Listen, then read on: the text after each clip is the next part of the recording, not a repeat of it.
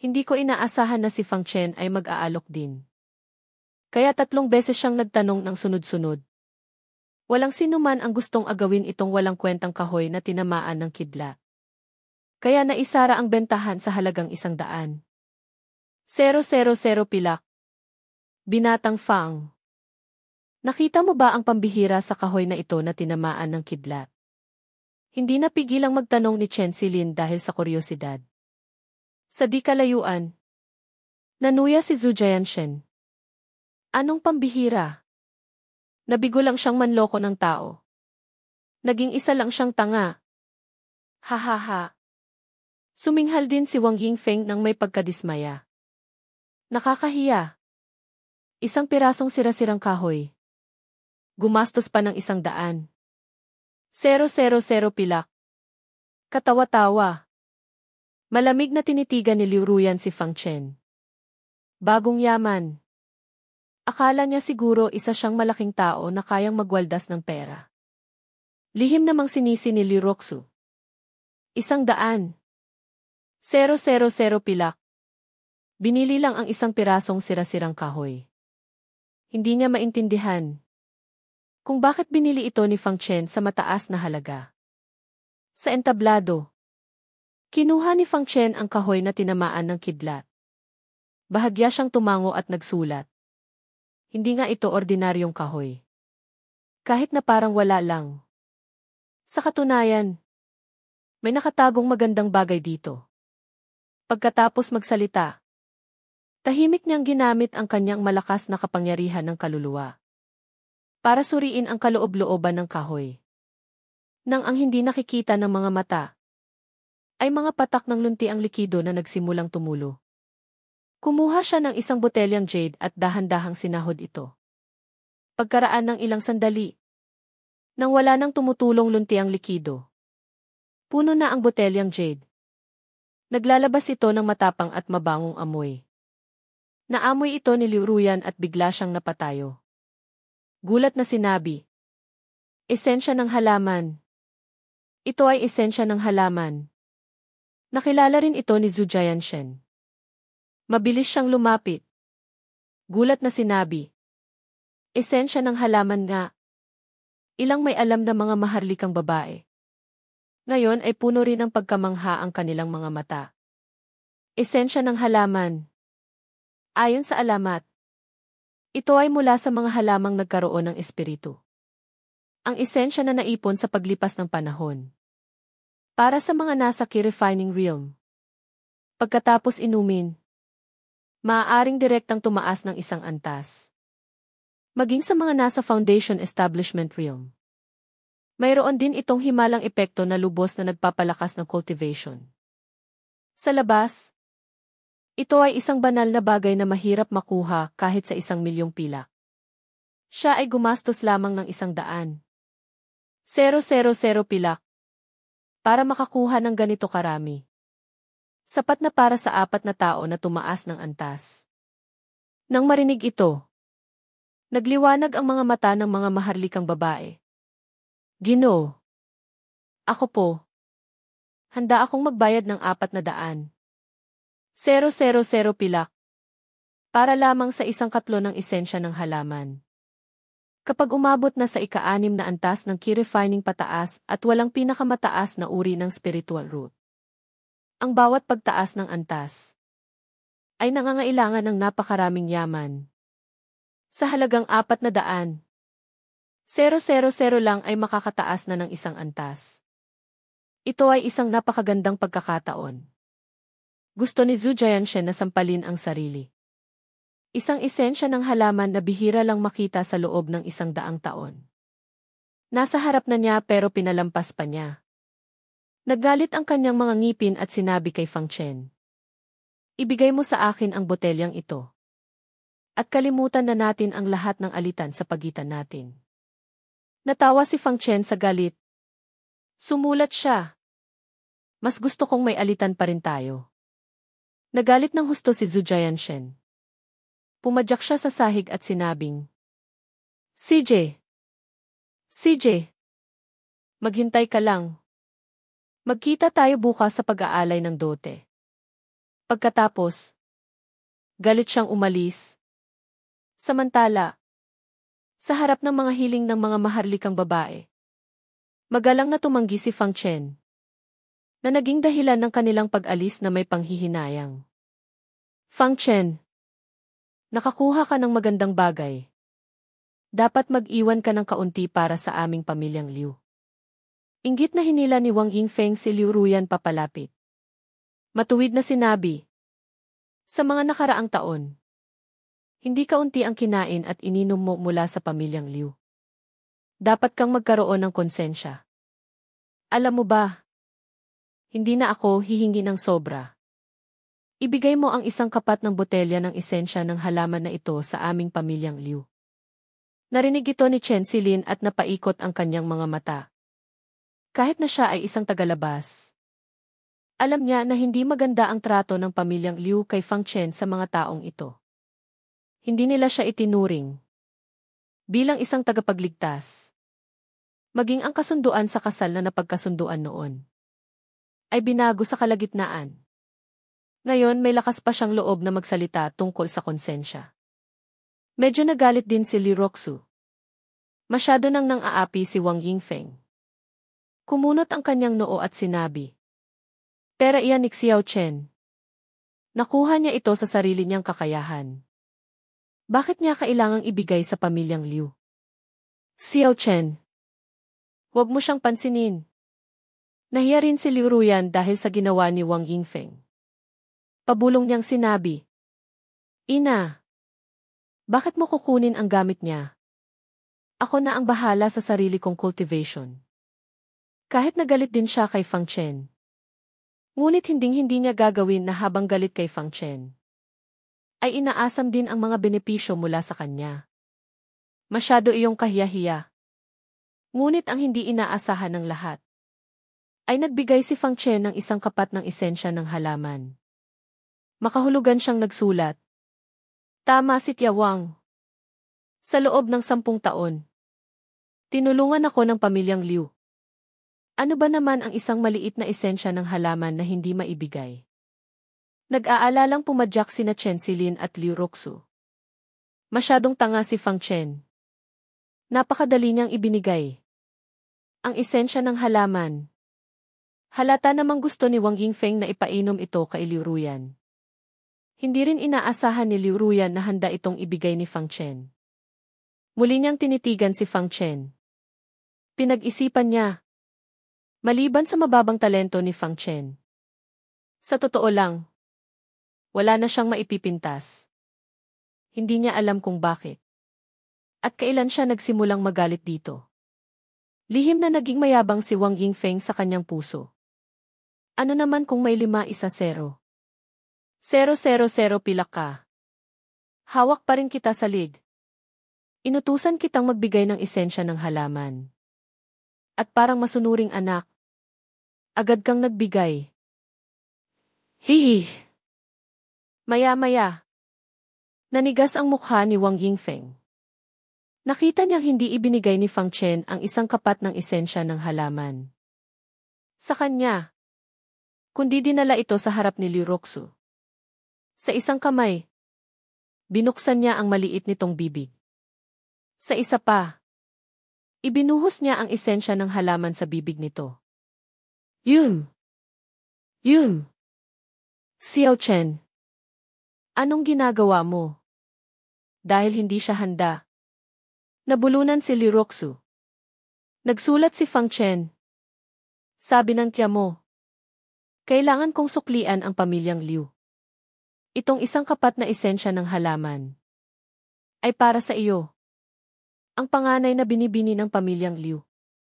Hindi ba't nararapat lang iyon? Sige na. Huwag nang magsalita. Umupo ka na at mag-cultivate. Tingnan natin kung ang epekto ay tulad ng sa mga sabi-sabi. Maraming gustong sabihin si Liu Roxu. Ngunit nang pumasok ang esensya ng halaman sa kanyang katawan, agad itong naglabas ng napakalakas na espiritual na enerhiya. Napilitang umupo si Liu Roxu at mag-cultivate. Gamit ang mataas na antas na Huangji cultivation method na bigay ni Fang Chen. Sa isang iglap lang, Umabot siya sa ika-4 na antas ng key refining. Ngunit hindi pa doon natapos. Dahil mababa ang kanyang cultivation level. At napakalakas ng epekto ng gamot. Pagkaraan ng ilang sandali, tumaas na naman siya ng isang antas. Umabot sa ika-5 antas ng key refining. At sa huling epekto ng esensya ng halaman. Naabot niya ang tuktok ng ika-5 antas ng key refining. Kailangan na lang niya ng ilang araw na cultivation para umabot sa ika-6 na antas. Ang eksenang ito ay nagdulot ng pagkamangha at inggit kay Liuruyan. Noong umabot siya sa ika-6 na antas ng key refining. Inabot siya ng kalahating taon. Ngunit ang kanyang ate, dahil lang sa kaunting esensya ng halaman mula kay Fang Chen, ay nakamit ang ganitong kalaking pagkakaiba. Naging komplikado ang kanyang nararamdaman. Tumingin siya kay Fang Chen. Kinagat ang labi at tumalikod para umalis. Galit na sumigaw si Wang Yingfeng. Fang Chen, pinahiya mo ang anak ko ng ganito. Bukas, pagbabayarin kita. Habang hindi pa siya umaalis, nagsulat si Fang Chen. Nagbigay pa siya ng isang kapat na botelya kay Chen Silin. Para sa iyo ito. Nagdilim ang paningin ni Wang Yingfeng. Mas gugustuhin pang ibigay sa tagalabas kaysa sa sariling anak. Tinandaan niya ang utang na ito. Ngunit nagulat si Chen Silin. Napakahalaga nito. Hindi ko ito matatanggap. Ngumiti lang si Fang Chen at ipinasok ito sa kanyang damit. Lihim siyang napangiti. Sino ang nagsabi sa inyo na ang pinakamahalaga sa kahoy na tinamaan ng kidlat ay ang esensya ng halaman sa loob nito? Ang pinakamahalaga ay ang kahoy mismo. Nang makita ang pambihirang epekto ng esensya ng halaman, paano patatanggapin ni Chen Silin? Mabilis siyang tumanggi. Hindi ko talaga ito matatanggap. Nakita ni Liu Ruxuy na pilit niyang tinatanggihan. Walang pasensyang lumapit at hinila ang kanyang kwelyo. At ipinasok ang esensya ng halaman sa loob. Huwag ka nang mahiya. Tutal. Hindi mo naman itinuturing si Xiao Chen na ibang tao. Nagulat si Chen Silin sa dobleng kahulugan ng mga salita. Mabilis siyang nagpaliwanag. Roxu, makinig ka sa akin. Hindi tulad ng iniisip mo ang mga pangyayari. Ang dahilan kung bakit magalang ako kay Fang Chen ay dahil nabulol siya. Hindi niya masabi. Kung walang pahintulot ni Fang Chen, hindi niya magagawang sabihin ang pagiging soul master ni Fang Chen. Sige na. Nabulol ka na. Ano pa ang ipapaliwanag mo? Tiningnan siya ni Liu Ruxuy ng may halong emosyon. Matagal na tayong magkakilala. Hindi ko pa ba alam kung ano ang iniisip mo? Okay lang na gusto mo si Fang Chen. Pero, siya ang aking kasintahan. Kaya magtimpi ka. Ayokong dahil sa isang lalaki masira ang ating matagal na pagkakaibigan. Ang mga salitang ito nagpamula sa mukha ni Chen Silin na parang nilutong alimango. Naging utal siya sa sobrang kaba. Ikaw. Nagkakamali ka talaga. Wala talaga. Halos maiyak na siya. Ngunit kahit anong paliwanag niya, hindi niya maipaliwanag ng maayos. Tinurok ni Liu Ruxuy ang kanyang noo. Sinabi ko na. Hindi mo na kailangang magdahilan. Aalis na kami. Hinawakan niya ang braso ni Fang Chen. At magaan ang mga hakbang na umalis sa auction house. May mga bagay na sa halip na itago sa puso at maging lamat sa pagitan nila, ay mas mabuting sabihin ng prangka para maglagay ng hangganan ng maaga. Sa pagkatao ni Chen Silin, dahil malinaw na niyang sinabi na ayaw niyang maistorbo si Fang Chen. Alam na niya kung ano ang gagawin sa hinaharap. Lumingon si Fang Chen at tiningnan ang mapait na ngiti ni Chen Silin. Nagtatakang nagtanong, baka nagkakamali ka talaga. Mariing sinabi ni Li Roxu. Hindi. Gusto ka talaga niya. Okay. Ngunit sinasabi ng kutob ni Fang Chen. Natiyak na may hindi pagkakaunawaan. Pag-uwi sa bahay. Kumuha rin si Fang Chen ng isang kapat ng esensya ng halaman. Umupo siya para mag-cultivate. Agad niyang nilunok ang isang botelya. Ang malakas na enerhiya mula sa esensya ng halaman ay agad na kumalat sa kanyang buong katawan. Naramdaman niya ang pamamaga sa buong katawan. Agad niyang pinaikot ang King Feng Zhenjing para gawing sarili niyang espiritual na lakas. Ang dalisay na enerhiya. Maya-maya, nanginig ang kanyang katawan. Tunay ngang esensya ng halaman. Matagumpay na umabot sa ikawalong antas ng Qi refining. Tuwang-tuwa si Fang Chen. Ang kaso lang, ang esensya ng halaman ay epektibo lamang sa unang pag-inom. Tinitingnan ang huling natitirang isang kapat na bahagi ng esensya ng halaman. Itinago ito ni Fang Chen.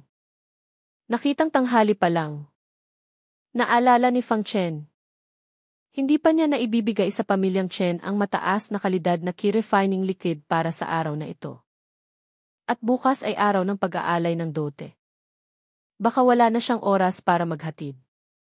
Dahil dito, kaya minsan na lang niyang ginawa ang lahat ng para sa susunod na mga araw. Pagkatapos gawin ang mataas na kalidad na Qi refining liquid, naging abala siya hanggang hating gabi. Tinitingnan ang mahigit 300 botelya ng mataas na kalidad na Qi refining liquid. Pagod si Fang Chen at hinihingal. Nagpunta siya sa bahay ng mga Chen na pagod ang katawan. Napakarami. Nagulat si Chen Silin. Sinabi ni Fang Chen, may gagawin ako sa mga susunod na araw kaya hindi na ako pupunta. Tungkol sa pera. Kapag naibenta mo na ang batch na ito, ibigay mo na lang sa akin mamaya. Pagkasabi nito, umalis na siya. Lihim na nagpasalamat si Chen Silin. Talagang hindi siya makakakuha ng 3 milyong pilak. Buti na lang at nagtitiwala sa kanya si Fang Chen. Pinanood niya itong umalis. Nagsimulang bilangin ni Chen Silin ang mga Qi refining liquid. Bigla, natabunan siya ng isang madilim na ulap. Tumingala siya at nagulat. Sa ilalim ng liwanag ng buwan, isang malaking agila ang paikot na bumababa. Sa likod nito ay may nakatayong isang lalaki at isang babae. Sila ang nagbabalik na bise-pinuno ng Tianji Pavilion. Si Chen Zhendao. At ang anak na babae ng pinuno ng King Yunset. Si Liu Qingxian. Lumipad pababa ang dalawa. Nagmamadaling lumapit si Liu Qingxian at tiningnan si Chen Silin. Ako ang binibini ng pamilyang Chen. Nag-iingat ang mukha ni Chen Silin. Sumigaw siya. Sino kayo? Paano kayo nakapasok sa teritoryo ng aming pamilya? Malabo niyang naramdaman na napakalakas ng cultivation ng dalawa. Lalo na ang lalaki na nagbigay sa kanya ng pakiramdam na nasasakal. Nakapamulsa sa likod si Chen Zhendao at nagsalita. Ako ang bise-pinuno ng Tianji Pavilion. Si Chen Zhendao. At ito ang anak na babae ng pinuno ng King Yunset. Labis na nagulat si Chen Silin. Nagmamadaling yumuko. Ako si Chen Silin. Nagbibigay galang sa inyong dalawang nakatatanda. Kinakabahan siya. At kasabay nito ay labis na hindi mapakali. Hindi niya alam kung bakit ang dalawang malalaking taong ito ay dumating sa pamilyang Chen. Mabilis na nagtanong si Liu Qingxian. Narinig kong nag-host ka ng isang auction ngayon. At ang pangunahing item ay ang Huangyan Pill. Totoo ba iyon? Ang balita tungkol sa Huangyan Pill ay mabilis na kumalat. Sa loob lang ng isang araw. Kumalat ito sa mga kalapit na lungsod. Nang malaman nila, agad na nagpunta ang dalawa sa pamilyang Chen para mag-imbestiga. Dahil ang Huangyan Pill ay isang third-grade spirit pill. At isang 3-star soul master lamang ang makakagawa ng ganitong uri ng tableta. Isang 3-star soul master ang lumitaw sa teritoryo ng King Yunset. Hindi ito isang maliit na bagay. Sa halip ay gumaan ang pakiramdam ni Chen Silin. Mula nang makipagtulungan siya kay Fang Chen. Inaasahan na niya na may mga makapangyarihang tao na hahanapin siya. Para magtanong. Tungkol sa Soul Master. Kaya handa na siya. Sumasagot po. Nakatatandang Liu. Totoo po iyon. Nang marinig ito, ang napakagandang mukha ni Liu Qingxian ay nagpakita ng kagalakan. Nakita mo na ba ang taong gumawa ng tableta? Mabilis na sumagot si Chen Silin. Nakikipagtulungan siya sa aming pamilyang Chen kamakailan. Para gumawa ng mataas na kalidad na key-refining liquid. Ngunit ang kanyang itsura, edad, pangalan, at kasarian ay hindi ko po alam. Tinatakpan niya ang kanyang katawan ng maluwag na damit. Kahit po ako ay interesado. Hindi po ako nangahas magtanong. Nang marinig ang sagot, napuno ng pagkadismaya si Liu Qingxian. Balak pa naman niyang alamin ang itsura nito. Para mahanap siya. Kung makukumbinsi ang isang 3-star Soul Master na sumali sa Qingyun Sect. Walang duda. Ang lakas ng Qingyun Sect ay tataas ng husto sa maikling panahon. Nakita naman ni Chen Zhengdao ang mataas na kalidad na key-refining liquid sa mesa. Kumuha siya ng isang botelya. Binuksan ito at inamoy. Nagliwanag ang kanyang mga mata. Ang kalidad nito ay mas mahusay kaysa sa mga nasa merkado. Hindi ito kayang gawin ng isang 2-star Soul Master. Totoo ngang isang 3-star Soul Master. Binibini. Kailan siya babalik? Kalmadong itinuro ni Chen Silin. Ang mga key-refining liquid sa mesa. Ang nakatatanda pong iyon. Ay nagsabing may gagawin siya sa mga susunod na araw kaya hindi siya darating. Kaya gumawa na siya ng marami ng maaga. Kung kailan siya babalik, hindi ko po masisiguro. Bahagyang tumango si Chen Zhengdao. Salamat sa impormasyon. Ibibigay ko ito sa iyo. Ibinigay niya ang isang malakas na anting-anting. Nagkakahalaga ito ng ilang 10,000 pilak. Masayang tinanggap ito ni Chen Silin. Salamat po. Nakatatanda. Salamat po. Nakatatanda. Qingxian. Tara na. Tumalon si Chen Zhengdao sa malaking agila. Liu. Sumunod naman si Qingxian na may pagkadismaya. Sumigaw ang agila at mabilis na lumipad pa itaas. At nawala sa himpapawid. Ngunit hindi talaga sila lumayo. Nagtago sila sa isang madilim na ulap. Tio Chen. Hahayaan na lang ba natin? Iyon ay isang 3-star Soul Master. Ang pinuno ng Tianji Pavilion ay parang 3-star Soul Master lang din. Tama. Ang ganitong tao. Kahit hindi natin makuha para sa atin. Dapat pa rin nating alamin ang kanyang pagkatao. Paano tayo aalis ng ganito na lang?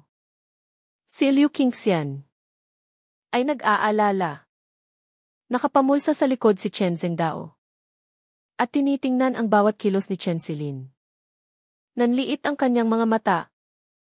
Sino ang nagsabing aalis na tayo? Hindi ba't hinahanap ko na siya? Natigilan si Liu Qingxian. Sa paghinto dito. Lalabas ba ang Soul Master na iyon ng kusa? Ngumiti si Chen Zhengdao ng may hiwaga. Hindi mo ba napansin? Ang batang babae na iyon mula sa pamilyang Chen. Habang sinasagot ang ating mga tanong, ay masyadong naging matatas. Nag-isip si Liu Qingxian at napansin din na may mali. Sinabi niya, talagang matatas. Parang pinaghandaan na niya ang mga sagot. Sinabi ni Chen Zhengdao. Hula ko. Sinasadya niyang pagtakpan ang 3-star Soul Master na ito. Para mahanap ang Soul Master na iyon. Kailangan lang natin siyang sundan.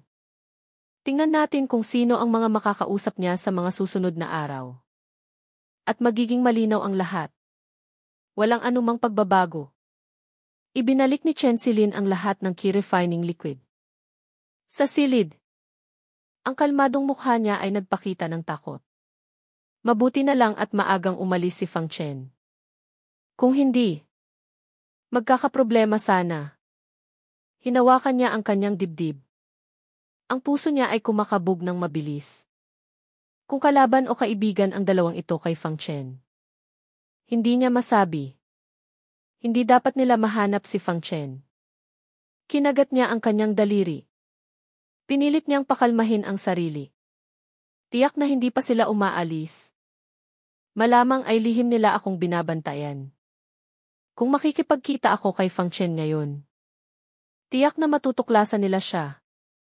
Kung ganoon, bukas, sa araw ng pag-aalay ng dot ni Fang Chen, hindi ako makakapunta.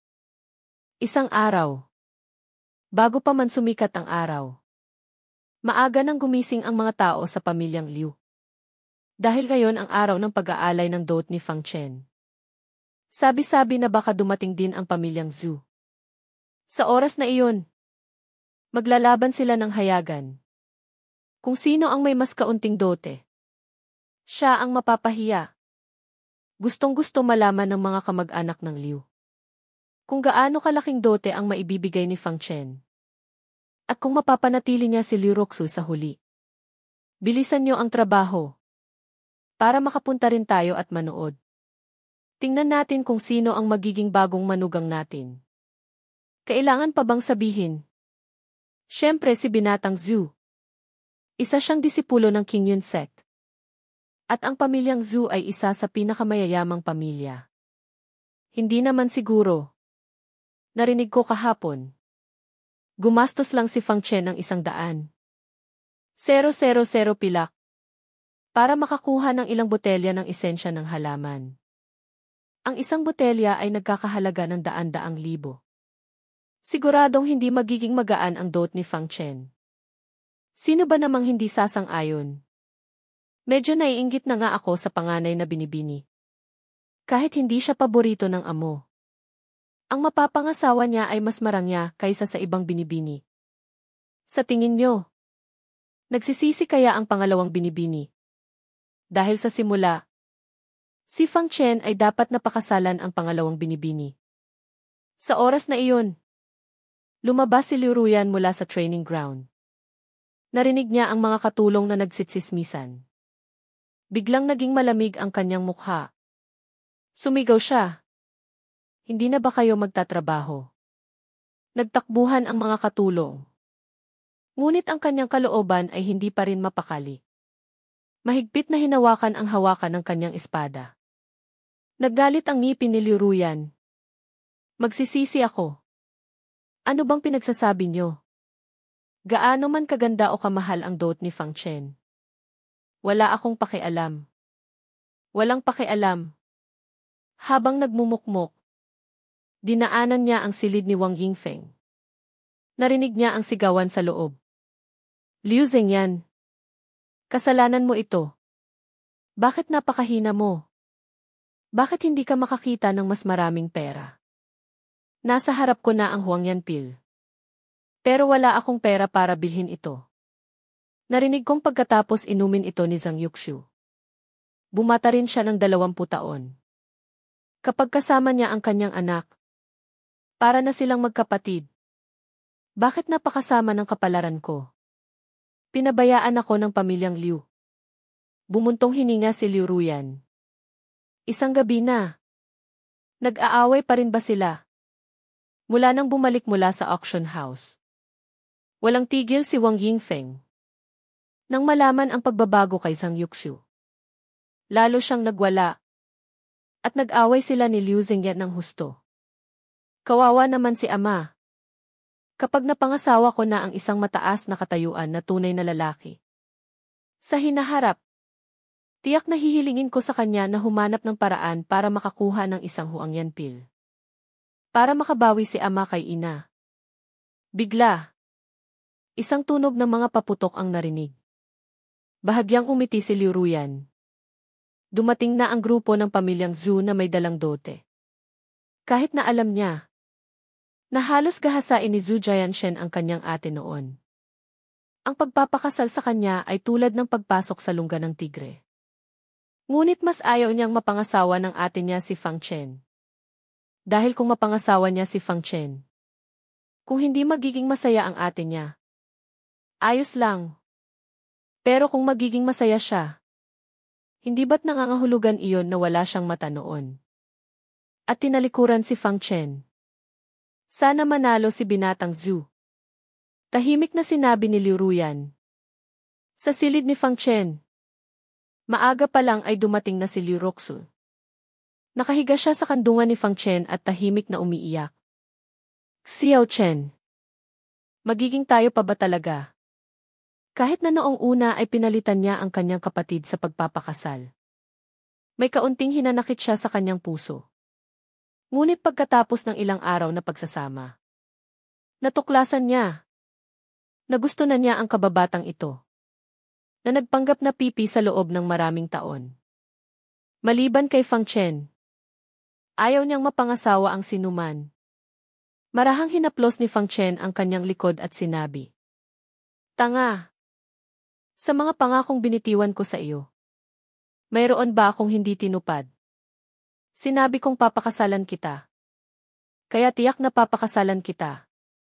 Walang sinuman ang makakapigil. Iyon ang sinabi mo. Pero paano sa katotohanan? Nananatiling nakakunot ang noo ni Liu Roxu. Pagkatapos ng bigla ang pangyayari noong nakaraan. Tiyak na mas handa ngayon ang pamilyang Zhu. At sa mga nagdaang araw, lubusang nagalit si Fang Chen kay Wang Yingfeng. Kaya natural na mas papanig siya sa pamilyang Zhu. Xiao Chen, baka dapat bigyan mo ng isang bahagi ng esensya ng halaman si Tiawang.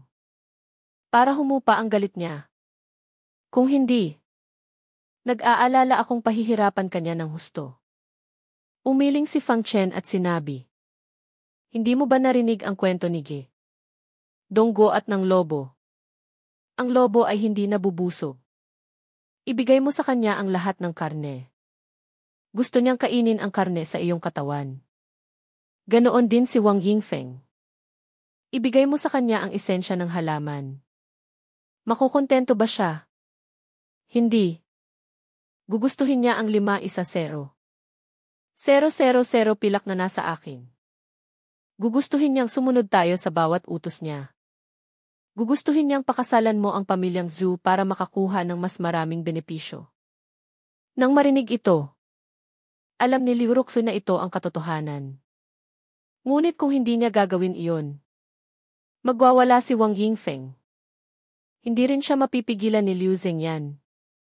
Huwag kang mag-alala. Ang doot na inihanda ko ay ikasisiya ni Wang Yingfeng. Kahit nasampalin ko siya sa harap niya, magingit-ngit siya at sasabihing kontento na siya. Nagulat si Liu Roxu. Anong dote ang ganoon kagrabe? Hindi mukhang nagbibiro si Fang Chen. Lalo siyang naging mausisa. Isang tunog ng mga tambol at gong ang narinig. Nanginig ang katawan ni Liu Roxu. Mas lalo niyang niyakap si Fang Chen, na parang mawawala na siya. Ngumiti si Fang Chen at sinabi, Huwag kang magmadali. Pagkatapos ng pag-aalay ng dote, maaari mo akong yakapin hanggat gusto mo. Nahiya at nainis si Liu Roxu. Ganitong oras na. Nagbibiro ka pa. Pagkatapos sumandal sa kanyang kandungan ng ilang sandali. Huminga ng malalim si Liu Roxu. At may mabigat na hakbang na sumama kay Fang Chen sa sala ng pamilyang Liu. Sa oras na ito, si Liu Zhengyan, Wang Yingfeng, ang mga kamag-anak ng Liu Zheng, ay naroon na sa bulwagan.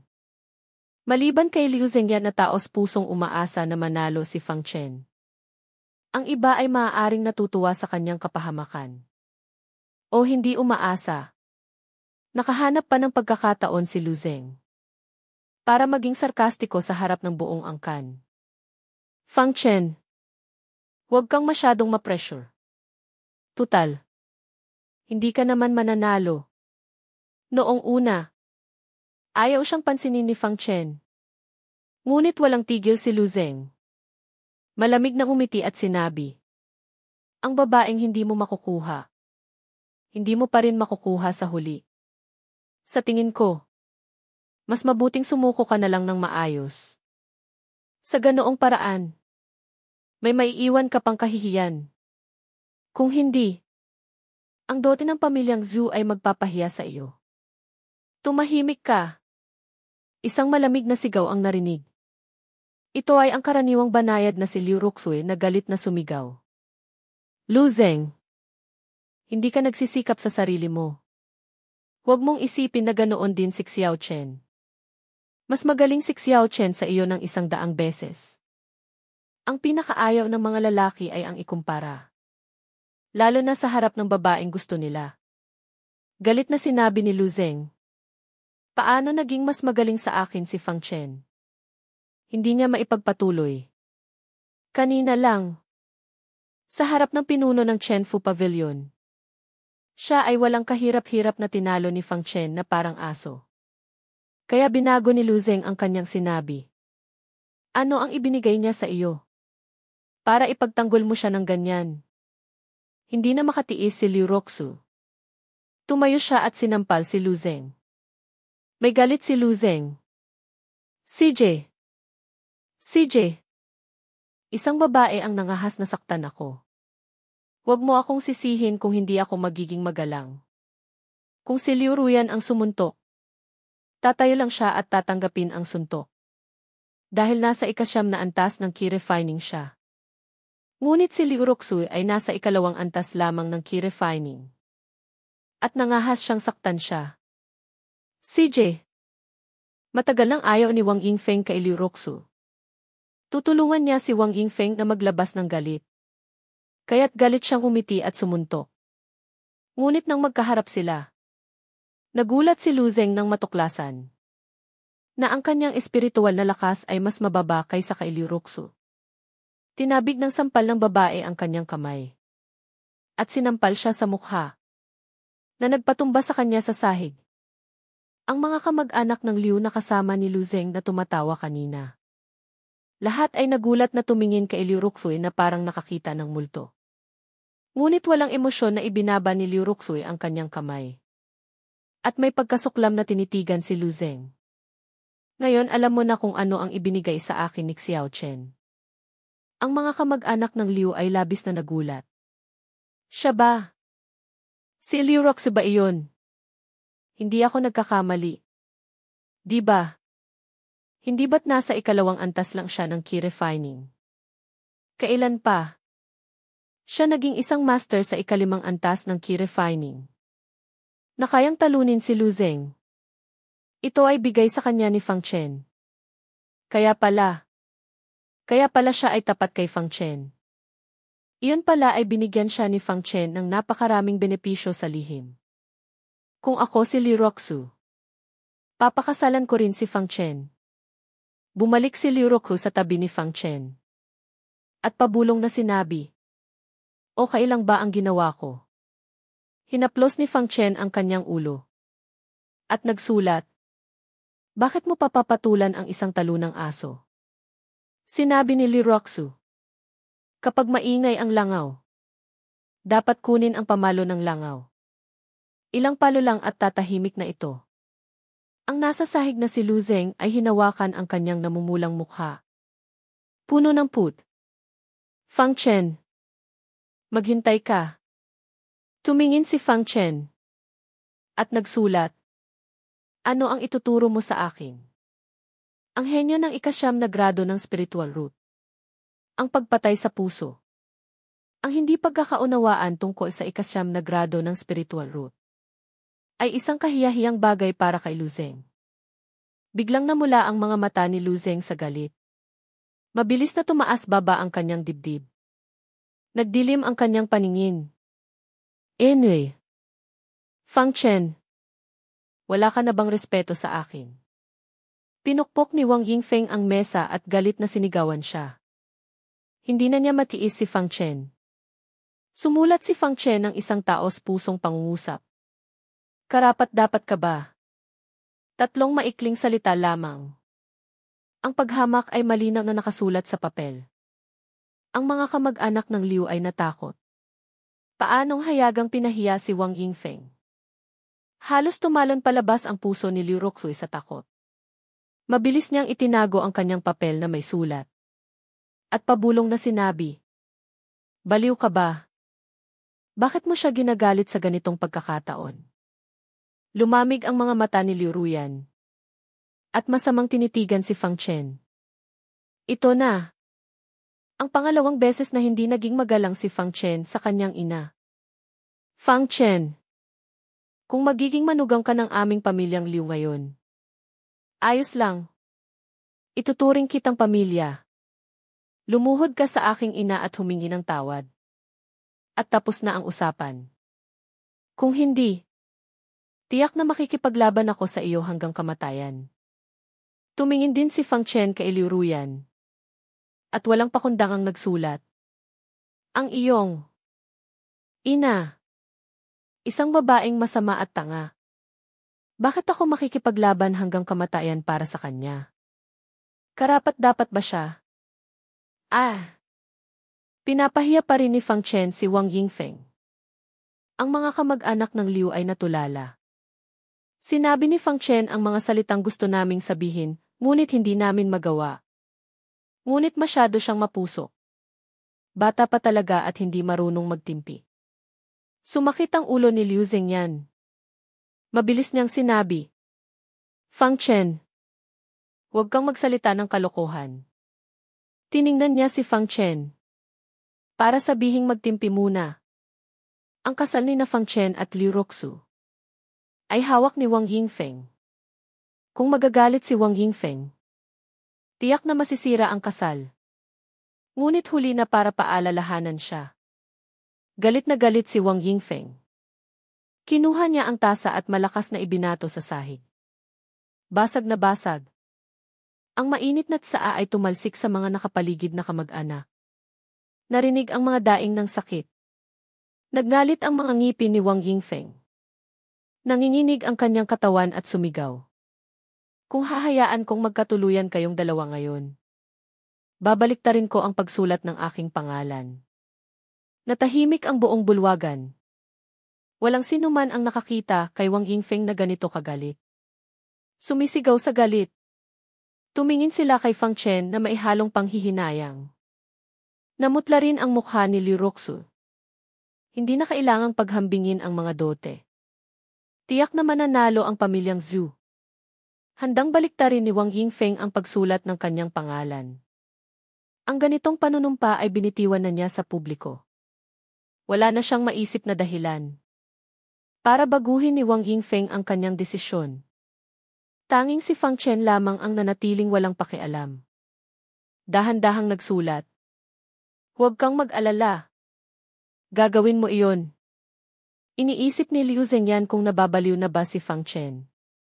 Galit na ang tao. Nagsumpa na. Paano pa niya kakainin ang kanyang mga salita? At ituturing na utot ang kanyang sinabi. "In-laws, bakit ka galit na galit?" Pumasok si Zhang Yuxiu kasama si Zhu Jianshen, na may ngiti sa mukha sa bulwagan. Ang mga alalay sa likod niya ay may dalang hindi mabilang na mga baul. Puno ng iba't ibang uri ng alahas. Mas marami kaysa noong nakaraan. Tumingin si Wang Yingfeng kay Zhang Yuxiu. Halos hindi niya ito makilala. Nakasuot siya ng lilang damit. Makinis at mamula-mula ang kanyang balat. Maitim ang kanyang buhok. At kapag nakatayo sa tabi ni Zhu Jianshen, hindi sila nagkakalayo ng edad.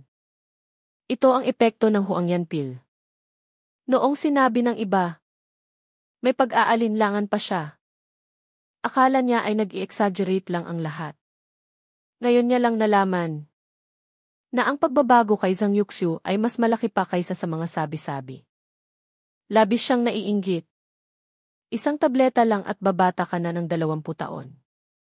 Para sa mga babae, mas kaakit-akit ito kaysa sa anumang banal na tableta na nagpapalakas. Sayang. Nakakalungkot na iisa lang iyon. Tumayo siya na may komplikadong ekspresyon. At sumalubong. Maliit na bagay lang. Maliit na bagay lang. Narinig ang kanyang inggit na tono. Hindi mapigilang maging mayabang si Zhang Yuxiu. Sa sobrang saya, sinabi niya, "In-laws, Maging masaya ka. Ngayon ay isang masayang araw para sa inyong pamilyang Liu. Anak, hindi ka pa ba lalapit para batiin ang iyong magiging biyenan? Mabilis na ngumiti at magalang na sinabi ni Zhu Jianshen. Ako po. Si Zhu Jianshen. Nagbibigay galang sa aking biyenan. Hindi pa rin gumaan ang loob ni Wang Yingfeng. Pilit na ngumiti at sinabi. Maupo kayo. Pagbalik sa kanyang upuan. Hindi mapakali si Wang Yingfeng. Lalo na kapag nakikita niya ang mga kamag-anak ng Liu. Lalaki man o babae. Lahat ay nakatingin sa nagbagong. At kaakit-akit na si Zhang Yuxiu. Lalo siyang nalungkot. Sinabi ni Liu Zengyan na may kalmadong mukha. Ginang Zhu. Ano ang mga dote na inialay ninyo ngayon? Tinitingnan ang napakaraming ginto. Pilak. At alahas. Labis siyang nag-aalala para kay Fang Chen. Sumagot si Zhu Jianshen. Ako na po ang magpapakilala. Ang mga ginto. Pilak. At alahas ay nagkakahalaga ng 1,000,000 pilak. Ang mga kamag-anak ng Liu ay huminga ng malalim. Maging ang malungkot na si Wang Yingfeng ay nabuhayan ng loob. 1,000,000 pilak. Ito ay isang napakalaking halaga. Kung nakuha niya ang ganoong karaming pera ng mas maaga, ang Huangyan Pil kahapon ay kanya na sana. Nasiyahan si Zhu Jianshen sa kanilang reaksyon. At nagpatuloy. 20 botelya ng medium-grade refining liquid. Nagkakahalaga ng 200,000 pilak. Isang kopya ng Huang Rank Lower Grade Cultivation Method. Nagkakahalaga ng 300,000 pilak. Isang piraso ng lower grade spiritual weapon. Nagkakahalaga ng 500,000 pilak. Nang marinig ang huling item. Isang spiritual weapon. Maging si Liu Ruyan ay hindi na makaupo. Nagulat na sinabi. Ang spiritual weapon ay iba sa ordinaryong sandata. Ang spiritual weapon ay isang sandata na may espiritual na enerhiya. Kapag ginamit, maaaring doblehin ang lakas ng espada. Ang ganitong uri ng bagay ay sa Qingyun Sect lamang matatagpuan. At napakamahal nito. Ito ay isang gantimpala na makukuha lamang ng mga disipulo na may malaking kontribusyon. Hindi niya maiwasang mainggit kay Liu Ruxu. Dahil nakatanggap ng ganoon karaming dote. Puno rin ng tuwa ang mukha ni Wang Yingfeng. Ang kabuang halaga ay 2,000,000 pilak. Mabuting manugang. Napakaswerte ng aming Ruxuy na makilala ka. Hindi mapigilan ni Wang Yingfeng ang pagngiti. Kampante na rin si Zhu Jianshen. Tapos na ang usapan. Tumingin siya sa kalmadong si Fang Chen. At nagpakita ng mapanuksong tingin. Fang Chen. Hindi ba't napakayabang mo kahapon sa auction house? Ngayon, maaari mo bang gamitin ang yabang na iyon? Sa dote ngayon, ipakita mo sa akin. Kung ang iyong dote ay karapat-dapat sa iyong kayabangan. Dahan-dahang iminulat ni Fang Chen ang kanyang mga mata. Dahan-dahang nagsulat ng isang linya. Iyan lang ba? Tumingin ang buong pamilyang Liu sa 4 na salitang iyon. At hindi mapigilang magulat. Anong ibig sabihin nito? Sinasabi ba niyang kulang ang dote ng pamilyang Zhu? 2,000,000 dote. Ito ang unang pagkakataon sa kasaysayan ng Guizhou City. Hinahamak pa ba ni Fang Chen ang ganoong karaming dote? Sa kabilang banda, nagpakita ng mapait na ngiti si Liu Ruxu. Ito ay 2,000,000 dote. Ano ang ipantatapat ni Fang Chen? Kahit na ibenta niya lahat ang esensya ng halaman kahapon. Higit 1,000,000 lang ang makukuha niya. Idagdag pa ang 5-1-0. 0,000 pilak ni Fang Chen. Hindi pa rin ito aabot sa 2,000,000. Ngumiti si Zhu Jianshen. Kung hindi mo ginamit ang botelya ng esensya ng halaman na iyon, mayroon ka pa sanang karapatan na makipagkumpetensya sa akin. Ngunit ngayon, wala ka ng anuman. Ano ang ipanalaban mo sa akin? Sa wakas ay nakahanap ng pagkakataon si Lu Zeng na makaganti. Malamig na nanuya. Binatang Zhu. Kahit napipi ang taong ito. Ang bibig niya ay mas matigas kaysa kaninuman. Kahit na sinampal na siya sa mukha. Hindi pa rin siya sumusuko. Tanging kapag niyakap mo si Liu Ruxuy sa iyong mga braso. Siya ay iiyak sa sakit sa sahig. Ang magandang kalooban ni Wang Yingfeng ay agad na nawala dahil sa isang salita ni Fang Chen. Hindi mo ba gusto ang 2 milyong dot? Binatang Fang. Magkano ang kaya mong ibigay? Bumuntong hininga ng malalim si Liu Zengyan. Hindi na kailangang magkumpara. Kahit na may tulong mula sa Diyos ng kayamanan si Fang Chen. Hindi siya makakakuha ng ganoong karaming pera. Ang pagpapatuloy ng paghahambing ay magpapahiya lamang kay Fang Chen. Sige na. Dahil nag-alay na ng dote si Binatang Zhu. Itinakda na ang kasal. Hindi na kailangang ilabas ang dote ni Fang Chen. Ngunit hinampas ni Wang Yingfeng ang mesa at suminghal.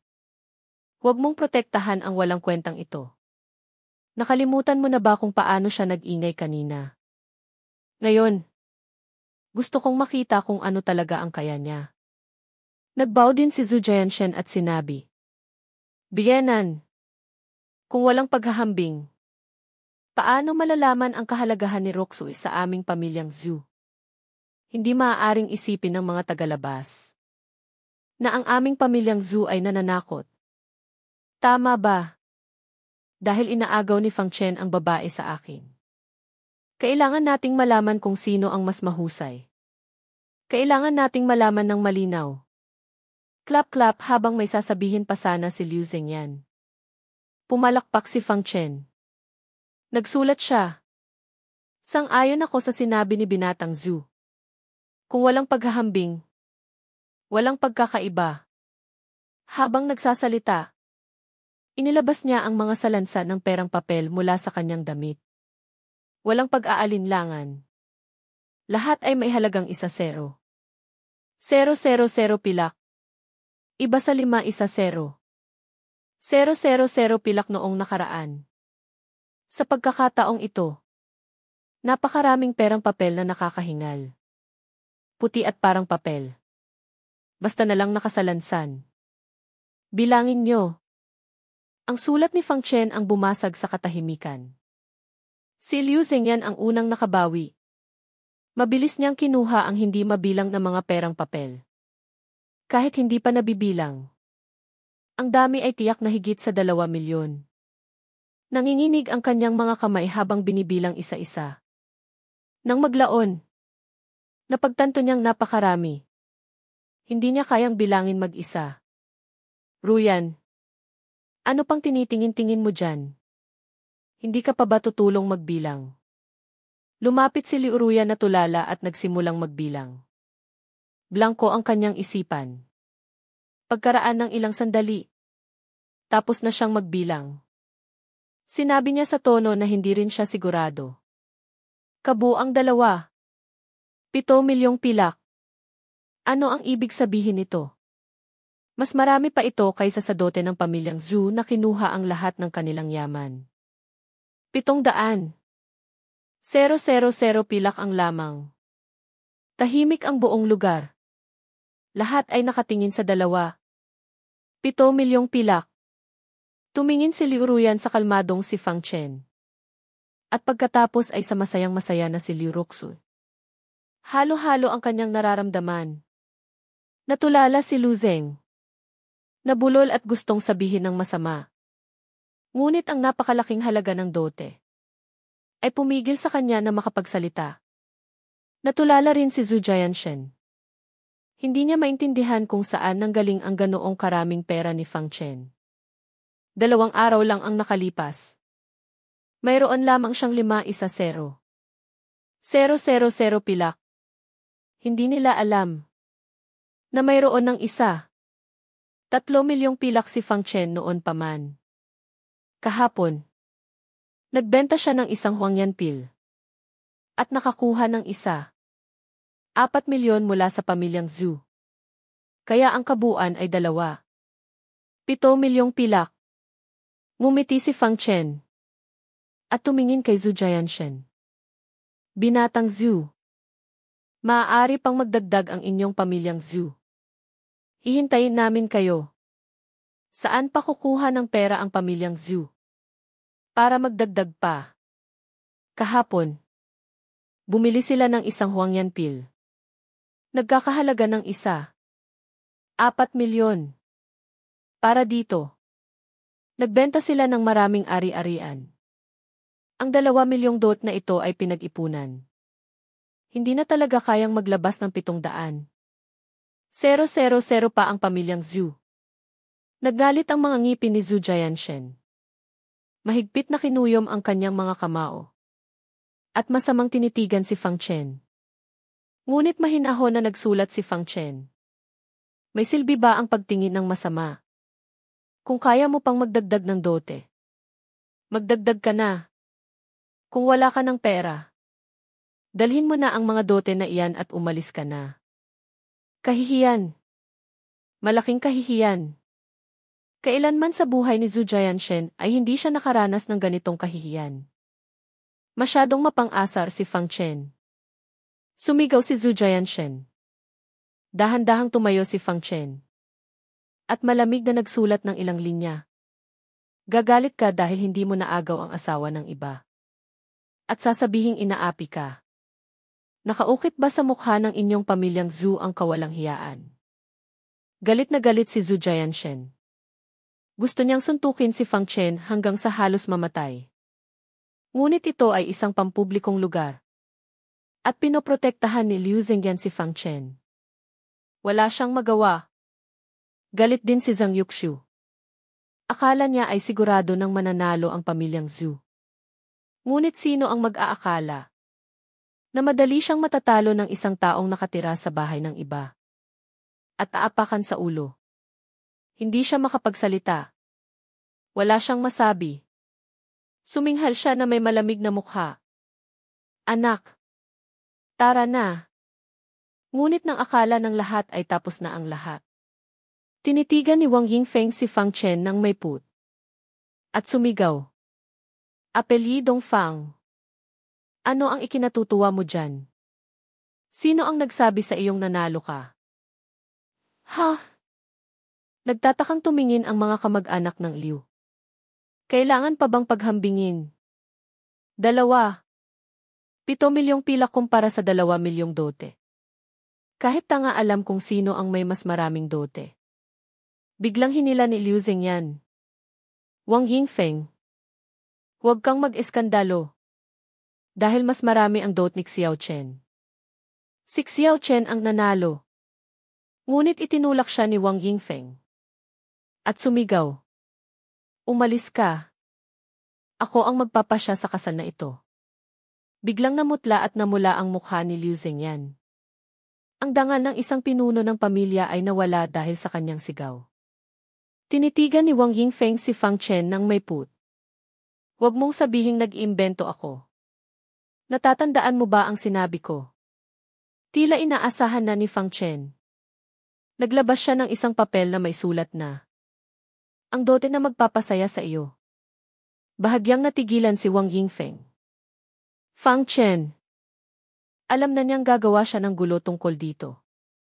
Ngunit wala na siyang pakialam. Kahit na gumuho ang langit ngayon. Huwag siyang umasa na papayag siya sa kasal na ito. Naaalala mo ba? Suminghal si Wang Yingfeng at sinabi. Kahit na mas marami ang iyong dote. Mas gusto ko ang dote ni Binatang Zhu. Hindi ba't hindi ito labag sa aking pangako noon? Nagbago ang ekspresyon ng lahat. Agad na pinayuhan ng ilang kamag-anak. Ginang. Huwag kang maging hangal. Ang kay Fang Chen ay 2. 7 milyong pilak. Hindi lang iyon. Si Fang Chen ay taga dito rin sa ating mansyon.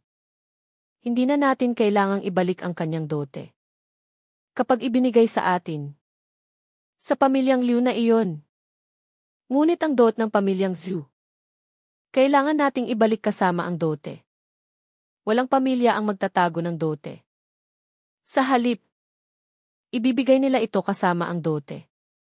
At ang dalawa, 7 milyong pilak ni Fang Chen, ay makakatulong sa malaking pag-unlad ng pamilyang Liu.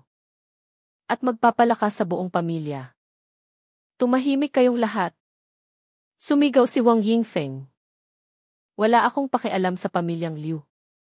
Ngayon, gusto ko lang paghiwalayin sina Fang Chen at Liu Roxu. Ayokong magkatuluyan sila habang buhay. Pagkatapos ay tinuro niya ang ilong ni Fang Chen at sumigaw. Hindi ako nasisiyahan sa iyong dote. Kaya umalis ka na sa pamilyang Liu. Ngayon din. Ngumiti lang si Fang Chen. At itinulak lahat ng perang papel sa harap niya. Naglabas siya ng isa pang papel na may sulat na. Mayroon pa akong isang dote. At masisiyahan ka dito. Ha ha ha. Tumawa ng malakas si Wang Yingfeng. Fang Chen. Fang Chen. Anong tingin mo sa akin? Sa puntong ito, kakainin ko pa ba ang sarili kong mga salita? Kahit na maglabas ka ng banal na tableta. Ngayon, kailangan mong umalis. Ngumiti si Fang Chen. Hawak ang isang papel sa kanyang kaliwang kamay. Wala akong banal na tableta. Ngunit mayroon akong tabletang ito. Dahan-dahang inilabas niya ang isang botelyang jade mula sa kanyang damit. Ang laman nito ay walang iba, kundi ang Huangyan Pill. Nang lumabas ang tabletang ito, ang buong pamilyang Liu ay nagkagulo na parang kumukulong kaldero. Huangyan Pill. Ito ang Huangyan Pill. Diyos ko. Ito ang pangalawang Huangyan Pill. Ang tunay na dote ni Fang Chen ay isang tunay na Huangyan Pill. Ano? Huminga ng malalim si Zhu Jianshen. Ang ngiti sa kanyang mukha ay hindi pa nabubuo ng biglang nawala. At napalitan ng matinding pagkabigla. Mismo niyang nasaksihan kung gaano kaakit-akit ang isang Huangyan Pill. Noong nakaraan, maraming maharlikang babae ang hindi handa. At labis na nagsisi na hindi sila nagbid. Kung may isa pa, ang halaga nito ay higit pa sa isa. 4 milyon. Hindi makapaniwalang tinakpan ni Liu Ruyan ang kanyang bibig. Nangarap siya na kapag napangasawa niya ang isang makapangyarihang tao ay posible. Ang dote na makukuha niya. Ngunit madali itong nailabas ni Fang Chen. Nagulat si Liu Zengyan matapos ang ilang sandali. Mayroon pala si Fang Chen ang tabletang ito. Sa sandaling ito, walang nagtanong kung saan nanggaling ang Huangyan Pill. Pansin. Lahat ay nasa Huangyan Pill at Wang Yingfeng. Kahapon, dahil hindi nakuha ni Wang Yingfeng ang Huangyan Pill, ginulo niya ang buong pamilyang Liu. Ngayon, isang tunay na Huangyan Pill ang nasa harap niya. Hindi niya alam kung ano ang gagawin. Magpapatuloy ba siyang maging hindi makatwiran? At paghiwalayin sina Fang Chen at Liu Roxu? O kakainin niya ang kanyang mga sinabi? Natulala rin si Wang Yingfeng. Tinitingnan ang Huangyan Pill na ito. Puno ng hindi makapaniwalang tingin. Ito ang Huangyan Pill na pinapangarap ko. Ngunit tinitingnan ang nakangiting mukha ni Fang Chen. Naalala niya ang kanyang mga mapagpasyang salita. Hindi siya makapagpasya sa isang iglap. Ngumiti si Fang Chen at sinabi, dahil ayaw mo, ibenta ko na lang ito sa auction. Habang nagsasalita, isinuksok niya ang Huangyan Pill sa kanyang damit. Teka! Nagmadali si Wang Yingfeng. Lalo na nang makita niya ang napakabatang mukha ni Zhang Yuxiu. Hindi na niya mapigilan ang tukso. Kung kahiya-hiya na. Magbabago na lang siya ng isip mamaya. CJ, ang lupit mo. Nasiyahan na ako sa iyong dote. Nang marinig ito, pakiramdam ng lahat ay parang nananaginip sila. Ganoon na lang ang pagpapahiya ni Fang Chen kay Wang Yingfeng. At ang pagiging mapaghiganti niya. Ngunit sa huli, tulad ng sinabi ni Fang Chen, pumayag siya sa kasal. Pagkatapos magsalita ni Wang Yingfeng, naramdaman niyang namumula ang kanyang mukha. Galit na sinabi, Maaari mo na bang ibigay sa akin? Naglabas si Fang Chen ng isang kontrata na matagal nang inihanda. At inilagay ito sa harap niya. Kasabay nito, naglabas siya ng isang papel. Ang iyong mga salita ay parang utot lang. Mas mabuting pumirma sa isang kontrata. Ikaw. Matapos mapahiya. Galit na galit si Wang Yingfeng. Gusto niyang bawiin ang kanyang sinabi mamaya. Ngunit nahalata ito ni Fang Chen at pinagtawanan pa siya. Ngunit para sa Huang Yanpil, tiniis niya ang galit at pumirma sa kontrata. Sa pagkakaroon ng kontrata, ang kasal ni na Fang Chen at Liu Roxu ay opisyal nang naitakda. Kahit na gusto niyang pigilan ito mamaya. Sa pagkakaroon ng kontratang ito na siya mismo ang pumirma. Wala siyang karapatang makialam. Ngayon, maaari mo na bang ibigay sa akin? Tinitigan ni Wang Yingfeng ang Huang Yanpil. At nag-aalab ang kanyang mga mata. Ang bato na nakabara sa dibdib ni Liu Zengyan ay sa wakas ay nawala. Nagpakita siya ng isang ngiti ng ginhawa. Tinitingnan ang sabik na hitsura ni Wang Yingfeng. Ngumiti at sinabi, Xiao Chen, ibigay mo na sa kanya. Hindi na makapaghintay ang iyong biyena na bumata. Tumango si Fang Chen. At nagsulat, Siyempre, dahil ibinigay ko ito bilang dot sa inyo. Kayo na ang magpasya kung paano ito gagamitin. Ngunit maging malinaw tayo sa simula. Bago ko ibigay sa inyo ang Huang Yanpil na ito. Siguraduhin ninyong suriin itong mabuti. Baka pagkatapos ninyong makuha ay sabihin ninyong peke ito. Gusto sanang sabihin ni Liu Zengyan. Sino naman ang gagawa ng ganoong kababang bagay?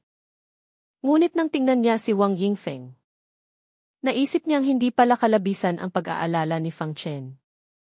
CJ. Susurin ko. Lumapit siya. At tinitigan si Fang Chen. Binuksan ang takip ng bote. Isang malakas na amoy ng tableta ang sumalubong sa kanya. Tumingin ng mabuti. Bienan. Nagsulat si Fang Chen. At itinutok ang bote sa kanya. Tumango si Liu Zengyan. Yumuko at maingat na tiningnan. Bigla. Isang puwersa ang lumabas mula sa palad ni Fang Chen. At pinalipad ang Huang Yanpil palabas ng bote.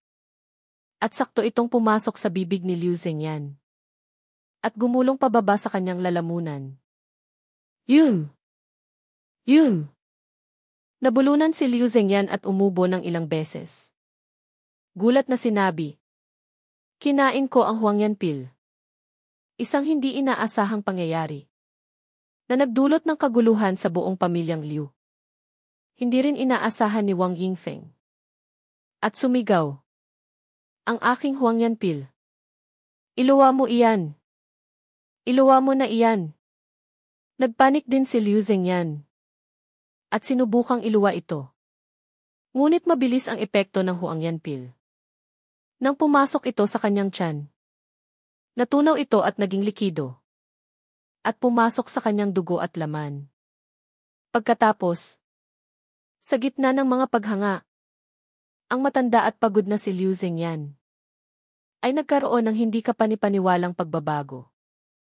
Ang kanyang kulay abong buhok ay kitang-kitang naging itim. Mabilis na nawala ang mga kulubot sa kanyang mukha. Mabilis na nawala ang mga mansa. Maging ang kanyang bahagyang kuba na likod ay muling naging tuwid. Sa isang iglap, mula sa isang nasa katanghali ang gulang na lalaki, naging isang binatang nasa 30 siya.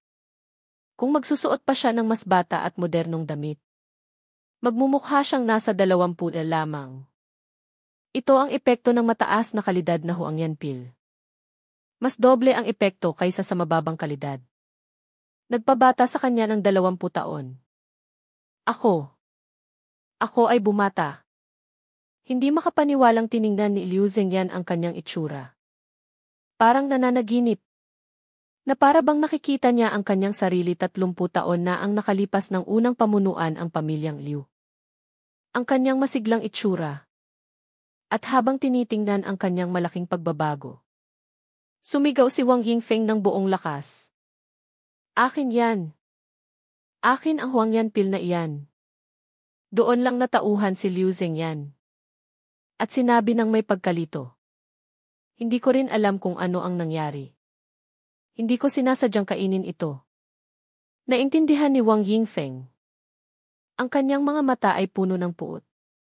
Tinuro niya si Fang Chen at galit na galit. Ikaw. Sinasadya mong ibigay kay Liu Zengyan.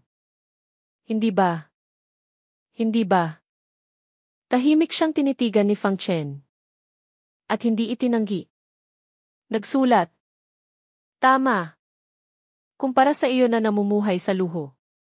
Mas kailangan ni Tio Liu ang Huang Yanpil na ito. Hindi niya kailanman inisip na ibibigay ang mahalagang Huang Yanpil na ito kay Wang Yingfeng. Ang plano ay kunin ang kontrata at ipainom ang Huang Yanpil kay Liu Zengyan. Galit na galit si Wang Yingfeng. Ikaw. Umiling si Fang Chen at nagsulat. Ito ay dote. Para sa pamilyang Liu. Kahit sino ay maaaring uminom nito. Nagalit si Wang Yingfeng. Galit na galit. Sumigaw siya. Patayin niyo siya. Patayin niyo siya. Ngunit hindi kumilos ang mga tagapamilyang Liu. Mayroon pa ring konsensya ang mga kamag-anak. Sa tingin din nila, ang Huang Yanpil na ito ay mas nararapat para kay Liu Zengyan na naghirap sa loob ng ilang dekada. Nang makitang hindi niya mautusan ang mga kamag-anak, lalo pang nagalit si Wang Yingfeng at sumigaw.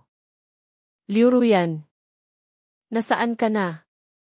Hindi mo ba nakikita na niloko si ina? Patayin mo na si Fang Chen. Dali na. Nakatayo lang si Liu Ruyan at hindi kumilos. Tiningnan lang niya si Fang Chen nang may pagsisisi at sinabi. Ina, ihahatid na kita pabalik para magpahinga. Ano man ang mangyari. Ibinigay pa rin ni Fang Chen ang Huang Yanpil na ito sa kanyang ama. Ang kanyang ama na naghirap sa loob ng maraming taon ay bumata. Siya ay taos pusong masaya at natutuwa. Kaya sa tingin niya, hindi nagkamali si Fang Chen. Tanging ang kanyang ina ang hindi matanggap ito sa ngayon. Maging ikaw ay nagtaksil. Ayoko nang mabuhay. Umupo si Wang Yingfeng sa sahig at nagpapadyak. Patuloy na nagsasabi ng masasamang salita. Parang isang nagwawalang babae. Nahiya sina Liu Zengyan at Liu Ruyan. Walang magawa sa kamag-anak na ito. Umiling din ang mga kamag-anak. Hinawakan ni Liu Ruxu ang braso ni Fang Chen at sinabi. Mga Ginoo, magsialis na kayo. Tapos na ang lahat. Ngunit sa sandaling iyon, isang papel na ibon ang biglang lumipad. At dumapo sa kamay ni Zhu Jianshen. Oh! Mensahe mula sa sekta. Mabilis niyang binuksan at binasa ang nilalaman. Noong una, seryoso ang kanyang mukha. Pagkatapos ay nagpakita ng isang ngiti. Sino ang nagsabing tapos na? Pamilyang Liu. Nasa panganib kayo ng pagkalipol. Ang mga salitang pagkalipol ay nagpatigil sa masayang pamilyang Liu. Naging seryoso ang mukha ni Liu Zengyan. Binatang Zhu. Pakiusap. Maging maingat sa iyong pananalita. Ang aming pamilyang Liu ay laging sumusunod sa mga patakaran. Paanong magkakaroon ng panganib ng pagkalipol? Ngunit tumawa ng malakas si Zhu Jianshen. Tumingin siya sa mga kamag-anak ng Liu. At tumuon kay Lu Zeng. Bakit hindi mo tanungin si Lu Zeng? Kung ipinagbili niya ba sa Xufu Palace ang mapa ng pagpapatrolya ng Guizhou City? Mapa ng pagpapatrolya? Ano? Nagulat ang pamilyang Liu. Xufu Palace. Ang masamang puwersa na nagtatago sa teritoryo ng Qingyun Sect. Maraming beses na sinubukang sugpuin ito ng Qingyun Sect ngunit nabigo. Kaya naglabas sila ng mahigpit na utos. Ipinagbabawal ang sinuman o anumang puwersa na makipag-ugnayan sa Xufu Palace. Kung hindi, ituturing itong pakikipagsabuatan sa Xufu Palace. Kung lalabagin, paparusahan ng pagkalipol ng angkan. Lubhang natakot si Liu Zengyan. Hinila niya si Liu Zeng mula sa karamihan. At sumigaw. Sabihin mo sa kanya. Nakipagsabwatan ka ba sa Xufu Palace?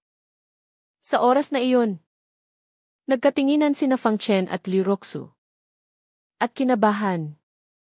Noong araw na iyon, si Liu Roxu ay nakatagpo ng 3 tao mula sa Xufu Palace sa bundok. Nakumidnap sa kanila. At sinabing may utang sa kanila si Liu Zeng. Kaya makikita na may kaugnayan si Liu Zeng sa Xufu Palace. Ang nakahigang si Liu Zeng ay wala na ang dating kumpiyansa. Ngayon, puno ng malamig na pawis ang kanyang mukha. At umiling. Wala. Wala. Ito ay isang chismis lamang. Malamig na umiti si Zhu Jianshen. Ang mga tao mula sa King Yun Sect ay sumalakay sa isang sangay ng Xufu Palace. At nahuli ang maraming miyembro. Isiniwalat kanila. At ipinakita ang mapa ng pagpapatrolya na ibinigay mo sa kanila bilang ebidensya. Nasa ebidensya na. Ang pagtanggi ay walang silbi. Tumayo si Wang Yingfeng mula sa sahig. At ipinagtanggol ang kanyang pamangkin. Imposible iyan. Ang aking pamangkin ay magiging isang magaling na tao sa hinaharap. Paanong gagawin niya ang ganoong bagay? Naiinis na si Zhu Jianshen. Ang mga tao mula sa King Yun Sect naman, magsisinungaling ba sila tungkol sa isang hindi kilalang tao? Liu Zeng, aamin ka ba o gagamitan kita ng dahas? Nang makitang nabisto na, namutla ang mukha ni Liu Zeng. Mabilis siyang lumuhod sa harap ni Wang Yingfeng. At nagmamakaawa. Tiya, napilitan lang din po ako. Hindi ko sinasadyang magkautang sa kanila. Sabi nila, kung hindi ako magbabayad, papatayin nila ako. Kaya sinunod ko lang ang utos nila. At ninakaw ang mapa ng pagpapatrolya at ibinigay sa kanila. Iligtas niyo po ako. Iligtas niyo po ako. Huminga ng malalim ang mga tagapamilyang Liu. Totoo pala. Nagdilim ang paningin ni Liu Zengyan at halos matumba. Mabuti na lang at inalalayan siya ni Liu Roxu. Liu Zeng, hayop ka. Paano mo nagawang makipagsabwatan sa Xufu Palace? At ipagbili ang mapa ng pagpapatrolya ng Guizhou City. Ang mapa ng pagpapatrolya ay ang pangunahing sikreto ng mga sundalo ng Guizhou City. Sa kanilang pagpapatrolya at pagtatanggol. Kung makuha ito ng Xufu Palace, madali silang makakapasok sa Guizhou City para maghasik ng lagim. Maging si Wang Yingfeng ay natakot. Kahit na siya ay isang mayaman, alam niya kung ano ang ibig sabihin ng mapa ng pagpapatrolya. Ang kasalanan ni Liu Zeng ay hindi maliit, kundi isang malaking krimen. Nanginginig niyang itinulak si Liu Zeng. At tahimik na umatras. Na para bang isang salot si Liu Zeng. Hindi na siya nangahas na magsalita pa para ipagtanggol ito. Ngumiti si Zhu Jianshen at sinabi, ibinigay sa akin ng King Yun Sect ang kasong ito para asikasuhin. Sa aking palagay, ang kasong ito ay maaaring palakihin o paliitin. Kung magiging mabait ako, maaari kong ituring na walang nangyari. Kung imbestigahan ko ito ng husto, walang makakataka sa pamilyang Liu. Siya lumapit at hinawakan ang baba ni Liu Roxu. At nanunuksong sinabi, alam niyo na kung ano ang gusto ko. Ngayong gabi, kailangang pumunta si Liu Roxu. Paglingkuran niya ako ng mabuti. Kung mas masisiyahan ako, mas magiging masaya ako. At mas malamang napalayain ko ang inyong pamilyang Liu. Kung hindi, biglang isang tasa ang ibinato. At tumama sa braso ni Zhu Jianshen. Napadaing sa sakit si Zhu Jianshen at inatras ang kanyang kamay. Galit na tumingin sa sumuntok na si Fang Chen. At sinabi, sinasabi ko sa iyo, hindi ka rin makakatakas. Hindi nagmamadaling sinabi ni Fang Chen. Sino ang nagbigay sa iyo ng karapatang lipulin ang buong pamilyang Liu? Ang apelyido ni Lu Zeng ay Lu. Ano ang kinalaman nito sa pamilyang Liu? Sa sandaling iyon, nakabawi ang mga taga-pamilyang Liu mula sa kanilang pagkatakot. Bigla ring natauhan si Liu Ruyan. Sumigaw siya habang hawak ang kanyang espada. Zhu Jianshen. Lipulin mo ang aking pamilyang Liu. Isasama mo rin ba ako? Huwag mong kalimutan. Ako ay itinalaga bilang tunay na disipulo ng King Yunsek. Sa hinaharap, mas mataas ang aking posisyon kaysa sa iyo. Ngayon, kung maglalakas loob si Zhu Jianshen na lipulin ang pamilyang Liu para sa sariling kapakanan. Sa hinaharap, tiyak na wawasakin ni Liu Ruyan ang pamilyang Zhu. Nakabawi na rin si Liu Zengyan at sinabi. Tama. Tama. Kung sino ang may kasalanan, siya ang dapat managot. Nakipagsabuatan si Lu Zeng sa Xufu Palace. Hanapin mo si Lu Zeng. Bakit mo idadamay ang aming pamilyang Liu? Ang sunod-sunod na tanong ay nagpahiya kay Zhu Jianshen. Naggalit ang kanyang mga ngipin. At pilit na nangatwiran. Pinalaki si Lu Zeng sa inyong pamilyang Liu. Kung nagkasala siya, may pananagutan din ang inyong pamilyang Liu. Nagsulat si Fang Chen. Kung ganoon ang sinasabi mo, gusto pa rin bang makipag-alyansa ng inyong pamilyang Zhu sa pamilyang Liu? Nagbabalak din ba kayong magrebelde? Mas mabuting lipulin na lang kayong lahat. Nagliwanag ang mga mata ng lahat. Kailangang aminin na kahit pipi si Fang Chen. Palagi niyang natatamaan ang punto. Agad na inihayag ni Liu Zengyan. Mula ngayon, pinalayas na si Lu Zeng sa pamilyang Liu. Wala na siyang anumang kaugnayan sa pamilyang Liu. Tia, iligtas niyo po ako. Bigyan niyo pa po ako ng isang pagkakataon. Namutla ang mukha ni Lu Zeng sa takot. Umiiyak at sumisigaw. Kapag pinalayas siya, tiyak na kamatayan ang naghihintay sa kanya. Naawa si Wang Yingfeng. Dahil pamangkin niya ito. Sinabi niya kay Liu Zengyan. Asawa ko. Bakit hindi na lang natin ipakasal si Roxu kay Zhu Jianshen? Hindi ba't magiging maganda iyon para sa lahat? Ang sagot sa kanya ay isang malakas na sampal. Isang malakas na sampal ang dumapo sa kanyang mukha mula kay Liu Zengyan. Galit na galit si Liu Zengyan. At sumigaw. Ganitong oras na. Gusto mo pa ring protektahan ang iyong pamangkin. At gusto mo pang ipagpalit ang kaligayahan ng aking anak sa kanyang walang kwentang buhay. Para kay Lu Zeng, binawasan mo ang yaman ng pamilyang Liu. Ayos lang. Tiniis mo ang kanyang pag-aabuso sa mansyon. Ayos lang. Ang utang niya sa pamilyang Qin. Ipinabayad mo kay Fang Chen gamit ang dote. Ayos lang. Ngayon, gumawa siya ng ganitong kasamaan na magdudulot ng kapahamakan sa pamilyang Liu. At gusto mo pa rin siyang protektahan. Kailangan pa bang malipol ang aking pamilyang Liu? Bago ka tumigil. Umalis ka. Umalis ka rin. Habang nandito ka sa pamilyang Liu. Maaga o huli. Malilipol tayo. Natakot si Wang Yingfeng at patuloy na umatras. Sa loob ng ilang dekada ng pagsasama. Ito ang unang pagkakataon na nagalit sa kanya si Liu Zengyan ng ganito. Ngunit nagpakita ng kasiyahan ang mga kamag-anak ng Liu. Ganoon nga dapat. Turuan ng leksyon si Wang Yingfeng. Ang babaeng ito. Dahil sa kabaitan ni Liu Zengyan. Palaging may mapagmataas na ugali. At nakikialam sa mga gawain ng pamilyang Liu. Ngayon, nagdulot ng kapahamakan ang kanyang pamangkin. At hindi pa rin siya nagsisisi. Hindi mapigilan ang galit ni Liu Zengyan.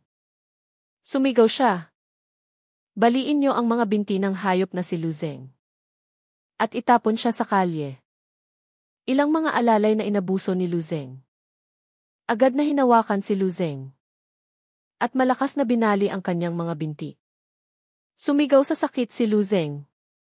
At pagkatapos, sa kabila ng kanyang mga pakiusap, itinapon siya palabas.